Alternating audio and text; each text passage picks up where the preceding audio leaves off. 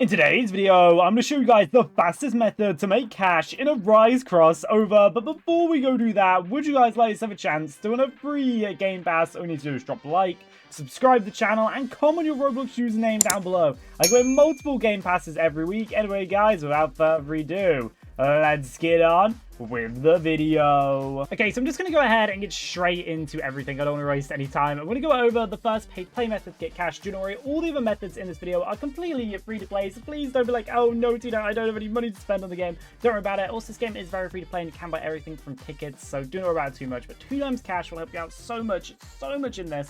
So if you are trying to farm cash, it is the best Game Pass to go for. It's quite cheap as well. Of course, you can buy a Robux, or you can just get tickets just from normally going ahead and being a dungeon. As you can see, it does say I have the Game Pass there, but it literally does say underneath it doubles your cash earnings, and it's just very useful. Like I said, though, you can get tickets, you can get gifted it. There is a bunch of different ways to do it. If you want some free tickets, you can choose the code update, which for whatever reason still works. And if you use this code, it'll give you 100 free tickets, which will give you a very, very good start again this pass. Because honestly, this pass is just being extremely useful to you. Like I said before, you can buy tickets if you want with Robux, or you can just buy it for Robux. You don't need to spend Robux. Anyway, I want to try and keep the rest of the video free to play. I may mention some methods you can speed things up with spending money on it, because I want to keep this video as honest as possible, as it is the best way to make cash, and I don't want it to be a big time waste. I want to tell you guys everything, so there may be some paid play methods. There's been a lot of free play methods. Do not worry, this whole video is going to help you guys be able to beat a ton. Anyway, I'm going to show you how much cash I'll go and get for beating a normal NPC. Since this goal line right here, if I do beat this goal line, I'm going to get about 0.01 QA, which is, I don't know, like a billion. I don't know the exact numbers on that. I get some cash from maybe a trillion. But if we make our way, actually, no, we'll take it. We'll take it out of all these guys to show you about the same. But if I make my way over to this big brute up here, now brutes, there's some really cool about them. You get 5 times the amount of rewards to be in them. It's 5 times the XP, and it's 5 times the amount of cash. If you have 2 times cash on, you're getting 10x the amount. Anyway, I'll make sure I'm using my melee weapon. Of course, if you are trying to get cash right now, you need to be focusing on having a good melee weapon. You're probably getting cash because you want to get a better melee weapon. But when you use a melee weapon or sword, whatever you want to call it, to take down this brute right here, and you want to see just how much more I get. So see, that's at 8058. And then after we take down this brute, we're going to get about 5 times the amount. It's probably at like another 0.4, 0.5, or roughly, depending on exactly what the numbers were. And we got about 0.4 QA, so that was right there. And QA is basically just, it's the number after a trillion. I don't explain it. It goes like billion, trillion.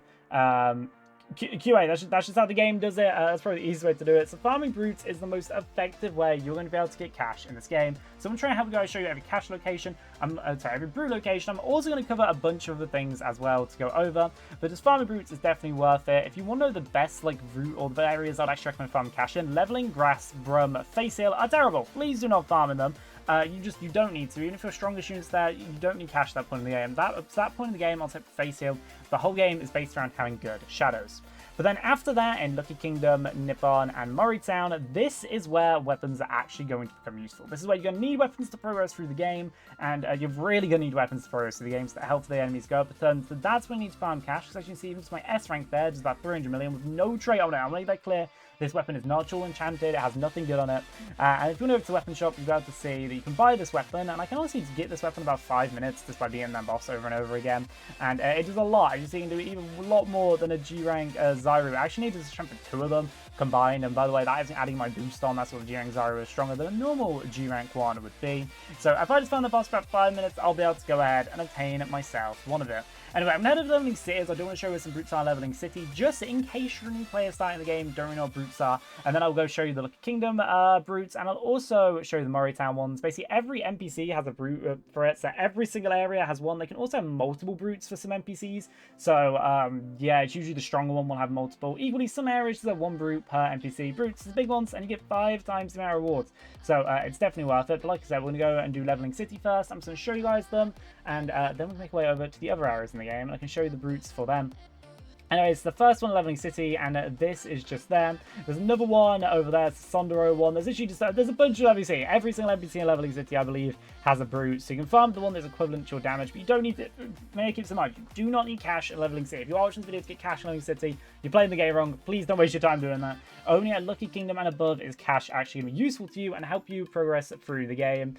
So just don't waste your time. But I want to stress that as much as possible, because I know we can click on this video to get cash, but in them areas it's not relevant. In Lucky Kingdom, Nippon, and Mori Town, if you're actually at the area in the game, it is definitely relevant, and it'll help you out so much when it comes to progressing through the game. But I'm going to show the Lucky Kingdom ones, then we'll actually, I'll go back and show the Mori Town ones, then I'll show you the Nepan City ones. No, saying that wrong.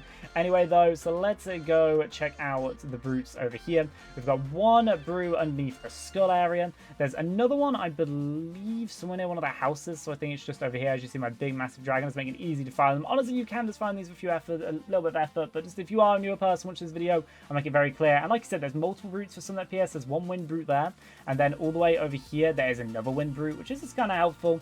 Anyway, though, the actually best method is just to respawn to get back to where I was just at, Mori Town.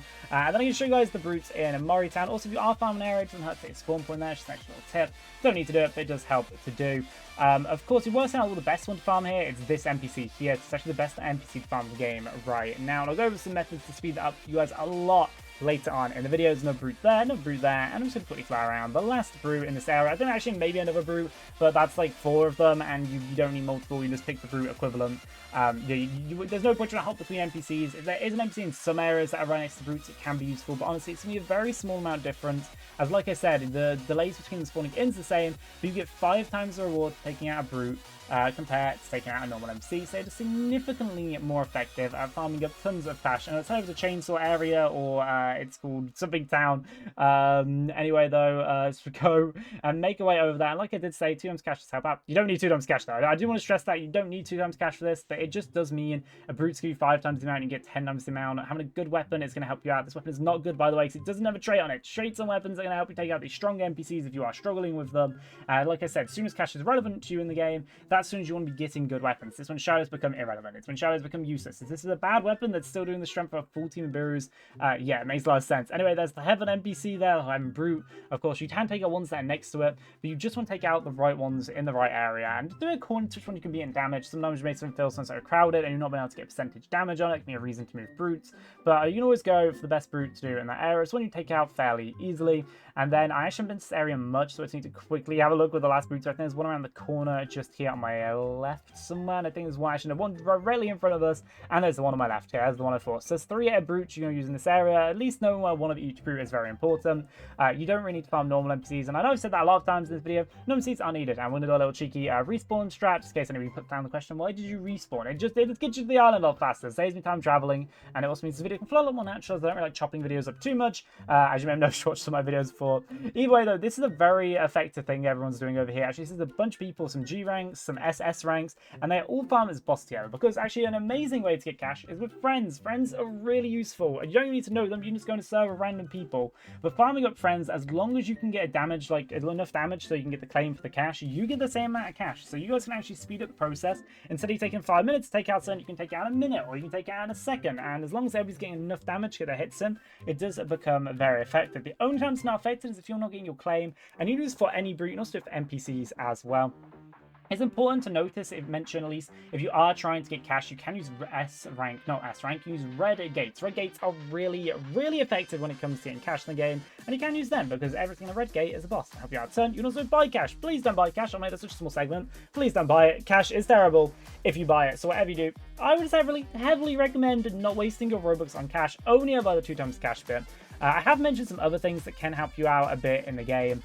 Such as you can have auto attack, which makes it a little easier, or you can just have an auto clicker set at a boss. Just go to a boss in your area, the best one you can do, as long as it's one of the areas I mentioned you farm within, and you can then just farm cash repetitively in these areas. Keep taking out the boss, and it is genuinely that simple to do. Just farm AFK, you can do it overnight, do it whenever you're playing in between dungeon spawns. You can use auto clicker for if you have a good weapon, assuming you're trying to take out strong bosses, you'll need a good weapon, and auto clicker, if you buy the game pass, actually makes you attack faster. It doesn't just give you auto click, which you get for free just by joining the group, and actually gives you a faster attack, which I feel like a lot of people don't really know in the game, and it's just very important to keep that in mind. So never buy cash, farm brutes. You can use other game passes or some other stuff worth spending Robux on if you wish to. Like I said, you do not need to use Robux to speed this up. It's just gonna make it a lot quicker. You can use about 15 times extra cash if you well, not 15 times, probably like I'd say like 3 times extra cash if you do have some good game passes. Of course, make sure you farm in the right area. Best area farm is in Murraytown, and is the big boss at the very front of it.